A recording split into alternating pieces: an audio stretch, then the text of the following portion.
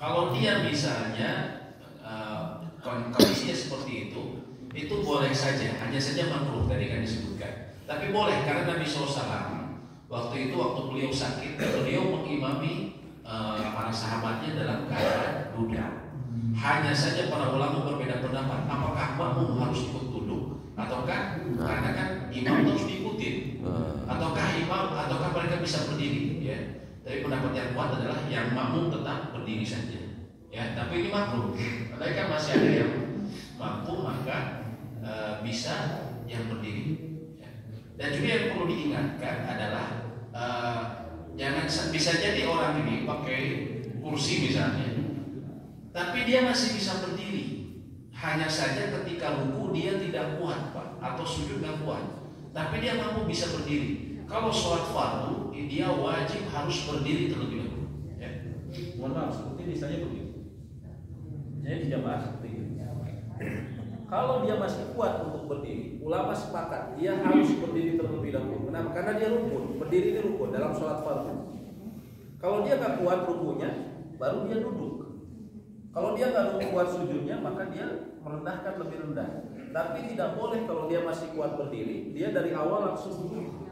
Seperti ini, Allahu Akbar, takbiratul ihram dalam keadaan duduk. Ini semua ulama mengatakan tidak sah. Kalau dalam sholat fardu. Kalau sholat sunnah boleh. Kalau sholat sunnah boleh, karena sholat sunnah itu Nabi SAW pernah sholat di atas kendaraannya. Tapi kalau sholat fardu, beliau turun dari kendaraannya. Jadi kalau seseorang tadi masih bisa berdiri, ketika dia membaca Al-Fatihah, dia harus berdiri, wajib berdiri. Kalau rukunya sakit, baru dia kemudian baru duduk, ya. Tapi dia masih kuat lagi untuk iktidal, maka dia harus iktidal. Ya, kemudian sujud, baru dia nggak kuat, baru dia duduk lagi. Jadi nggak boleh dari awal langsung duduk. Kalau dia masih kuat berdiri, ini nggak sah. Ulama mengatakan, umumnya ulama mengatakan tidak sah. Kalau kondisi seperti tadi bisa di pesawat, di pesawat pun seperti itu. Di pesawat itu kita harus berusaha dulu, Pak. Harus berusaha untuk berdiri dulu. Begini, contohnya kalau pesawat tersebut memiliki musola, contohnya Saudi. Kalau Bapak pergi ke tanah suci naik Saudi, itu ada ruangan musola. Maka selama kita masih bisa menggunakan musola, kita harus menggunakan musola. Selama masih bisa menggunakan. Bila tidak, maka kemudian dilihat keadaannya. Kalau masih bisa berdiri, maka dia berdiri. Kalau dia bisa berdiri tapi hanya sesaat saja, karena ini pesawat goyang, saya nggak boleh berdiri. Maka pada saat itu baru saat takbiratul ihram saja, minimal berdiri. Tapi kalau sama sekali nggak bisa, nah pada saat itu baru kita duduk. Jadi agama Islam ini mudah, tapi bukan berarti memudah-mudahkan. Ada urutannya. Nah, sebenarnya biasanya karena kita gengsi bawa berdiri, ya.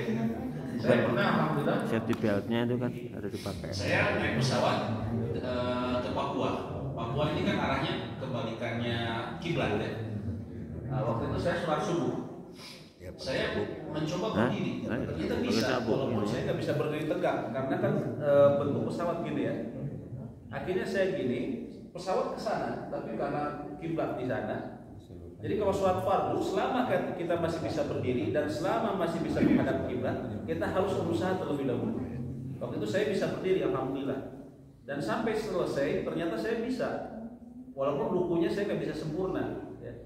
Maka saat itu saya berdiri sampai selesai 2 rakaat. Adapun qobliyahnya saya dalam keadaan duduk. Jadi selama kita masih bisa berdiri, harus berdiri. Saya juga dulu awalnya disadarkannya sama salah seorang syekh, Pak, ya. Dia dari tanah suci ke Indonesia, ke Jakarta. Ketika sholat waktu itu waktu lagi COVID, jadi kabin untuk ruangan musola di pesawat Saudi ini ditutup. Biasanya bisa dipakai, karena COVID ditutup.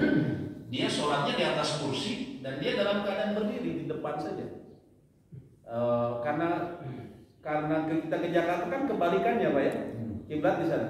Dia berbalik saja dengan santainya begini. Gitu. Itu memang yang betul seperti itu, ya. Tapi sebenarnya kan kalau kita karena malunya, Pak, takut dilihatin orang sebenarnya kayak gitu, ya. Tapi sebenarnya selama kita masih bisa berdiri, maka berdiri itu yang paling penting. Kalau tidak bisa minimal takbiratul ihram. Kalau tidak bisa baru duduk. Begitu pula menghadap kiblat. menghadap kiblat itu minimal pas di awal kita berusaha menghadap kiblat. Ya. Misalnya kiblatnya di sana, minimal kita berdiri Allahu Akbar, baru kemudian kita kalau nggak bisa berdiri terus kita duduk, tapi minimal kita pas takbir menghadap kiblat. Allahu a'lam bishawab. Nanti detailnya insya Allah di pembahasan sholat.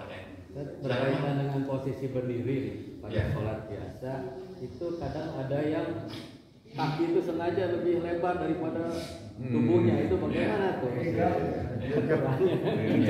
Kadang-kadang ya sengaja disatu-satukan dengan kaki orang lain gitu. Ya, begini, posisi kaki itu dia mengikuti bahu kita, ya. Tidak terlalu sempit, tidak terlalu lebar. Terlalu sempit apa? Banyak orang seperti itu. Gini, sholat. Ada juga yang terlalu lebar. Nah, gitu. Ada begitu. Yang itu kan yang benar biasa saja. Kan begini sebenarnya. Ya, dua-duanya sebenarnya salah. Artinya memang kita biasa saja. Biasanya yang melebarkan ini karena dia takut ada celah yang kosong. Ya. Ini sebenarnya celah yang kosong ini dilihat sama dia. Jadi posisi dia di mana? Kalau dia di sebelah kanan, maka dia cukup merapat ke sebelah kiri. Yang kanan nggak mau ngikutin, kita kasih isyarat supaya dia mendekatin. Tapi kalau dia kekeh nggak mau geser, itu salahnya yang sebelah. Yang tanggung jawab dia apa? Dia cuma mendekati ke arah imam. Yang di sana dia ke arah ke kanan. Kalau yang ini nggak mau ngikutin, salahnya dia. Gitu. Jadi kita nggak usah kalau dia jauh, apalagi begini nggak usah. Tapi cukup kita sejajar dengan ini. Ini salahnya orang yang di sebelahnya. Tapi diperhatikan suka ada yang kebiasaan begitu saat. Iya, mungkin karena kurang memahami. Juga ada sejadah terlalu lebar juga, Pak. Nah, ini juga masalah. Sejadah terlalu lebar akhirnya buat jarak terlalu jauh. Orang yang sebelahnya suka mau nginjek sejadahnya, apalagi di sejadahnya Pak RT gitu kan. Lebih gak enak lagi gitu. Kapan itu? Nanti kan diusir KTP. Itu panas tuh. Nah itu juga sejadah jangan terlalu lebar. Sejadah itu sesuai dengan badan kita kalau kita mau pakai sejadah gitu ya. Artinya memang ini karena banyaknya ketidaktahuan Pak. Kalau kita pelajari, ya sama-sama pelajari, nanti insya Allah mudah-mudahan dia bisa berubah. Seperti orang kan kadang bingung, luruskan dan rapatkan. Orang tuh sering bingung, rapatin kemana gitu kan? Padahal yang disebut rapatin itu ke arah porosnya jadi belakang imam, ke tengah. Yang sana rapat ke sini, yang sini rapat ke tengah seperti itu. Bagaimana Pak? Ya, terima kasih. Ada suatu hadis baik untuk non-fa'id maupun kita sebagai imam. Jadi kalau kita lupa tahiyatul awal, nah terlanjur berdiri, terlanjur tegak, maka lanjutkan. Jadi jangan kembali duduk. Nah yang saya tanyakan, apakah itu berlaku juga bagi tahiyat-tahiyat? Karena kalau dilanjutkan berarti nambah rakaat. Tidak, ya baik.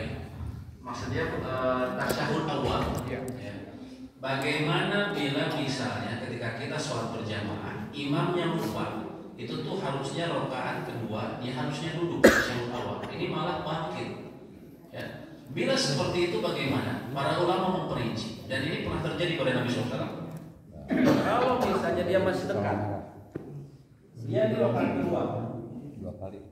Dia masih dekat di sini, dia ngangkat Allahu Akbar, lalu melihat dia, maka ucapannya Subhanallah. Kalau dia masih dekat, dia duduk. Tapi kalau dia sudah berdiri seperti ini, apalagi sudah tegak seperti ini, dibiarkan saja Pak. Kalau sudah tegak seperti itu dibiarkan. Bapak nggak usah bilang Subhanallah, Subhanallah, Subhanallah. Biarin aja Pak udah Pak. Gak usah ini, gak usah dimarahin kasihan.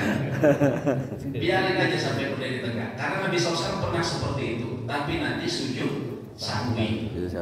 Kalau imamnya nggak sujud sahwi gimana? Tetap sholatnya sah. Nah ini makanya pentingnya imam harus tahu fikih sholat. Kalau dia lupa saat itu, maka dia sujud sahwi. Ya. Adapun di tasyahud akhir di rakaat keempat misalnya Kalau imamnya seperti itu juga, dia bangkit.